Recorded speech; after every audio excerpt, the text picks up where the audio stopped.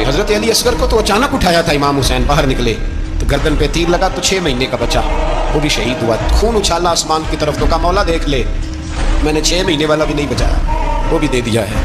फिर हजरत अब्बास को बेटियों ने कहा कि अब ना, कुछ कहते हैं पहले शहीद हुए, कुछ ने लिखा बाद में, अब हमसे पानी के बगैर नहीं रहा जाता। तो जनाब अब्बास पानी का मशकीज़ा लेके निकले बाहर, एक हाथ कटा, दूसरे पे मशकीज़ा वो भी कटा, फिर पानी तो भर लिया था, ला ना सके, फिर गर्दन कटी तो शहीद हुए। बच्चों की भी शहादत हुई, पर जब उनका लाशा उठाया तो इमाम हुसैन कहने लगे मौला अब ना हुसैन की कमर कमज़ोर हो गई, अब कमज़ोर हो, और भाई एक मैयत हो जाए तो 4-5 दिन तो पूरी आंखें नहीं खुलती, कैसा जर्री ख़ानदान है।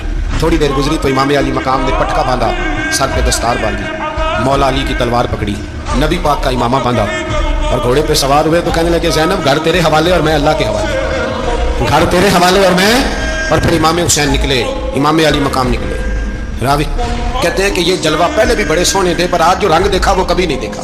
क्या अंदाज था, जिधर जाते नारा लगाते तो हाथ हो जाते। इतने लोग इमाम हुसैन ने काटे, इतने काटे, फिर वापस पलट के आए और कहने लगे ज़ैनब जरा पर्दे के पीछे से देख तो सही मेरी बहन, इन बुज़दिलों को जुर्रत ही नहीं हो रही हुसैन के मुकाबले में आने, एक दूसरे को धक्का देते, तू जा तू जा। फिर इकट्ठे वार हुए। ये कौन है कटा हुआ, लिबास है फटा हुआ, ये बिल यकीन हुसैन है, नबी का नूर ऐन है। फिर चारों जानिब से तीर बरसे तो इमाम अली मकाम चूँकि नमाज का वक्त हो गया था, उतरे घोड़े से, खून बह रहा था, गर्म तरीन रेत से तयम्मुम किया, सर सजदे में रखा, और जब शिमर आप की गर्दन काटने लगा तो कहने लगे ठहर जा जरा, रब से एक बात कर लेने दे। और फिर बोले इमाम हुसैन, कहने लगे मालिक तू अब बता कि हुसैन से राजी है कि नाराज है, तू बता। तो फिर एक आवाज़ आई, या अय्यतुहन नफ्स मुतमइन्ना इरजिई इला रब्बिकी रादियतम मर्दिया, फरमाया नफ्स मुतमइन्ना वापस आ जा, तू अल्लाह से राजी है, अल्लाह तुझसे राजी। इमाम हुसैन वहाँ शहीद हो गए। अब ये काफिला इमाम हुसैन का सर काट, जरा देखना गौर करना, सर काट के नेज़े पे रखा है, जिस्म करबला में पड़ा। औरतों को घोड़ों पे बिठा के ले जाया गया यजीद के दरबार में। यजीद पहले उबैदुल्लाह इब्न ज़ियाद ने बदतमीजी की, फिर यजीद ने की। सऊदी अरब का एक मौलवी बोल रहा था, सऊदी अरब का, उनसे भी बड़ा इश्क है, जिसने तकरीर सुननी हो मेरे पास है। हमें लोग मशवरे देते हैं कि जो यजीद को अच्छा कहे और हुसैन को बागी कहे उसको हम इमाम मान लें, उस बेशरम बेहया को जो नबी पाक के घराने के बारे में बके उसे इमाम। सऊदी अरब में मस्जिद नबी में दर्स देने वाला जिसने तकरीर सुननी हो मेरे पास है।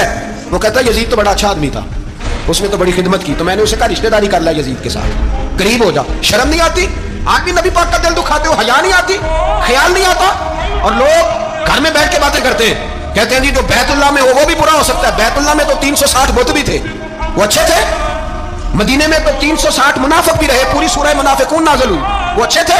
जीप तमाशा बना दिया लोगों ने मजहब का, वो आज बक रहा है। आज मेरे पास वीडियो आई है, कहता है यजीद ने तो बड़ी खिदमत, तो उबैदुल्लाह इब्न ज़ियाद ने कत्ल किया। बेशर्मो, अगर उबैदुल्लाह इब्न ज़ियाद ने भी कत्ल किया था तो हुकूमत किसकी थी?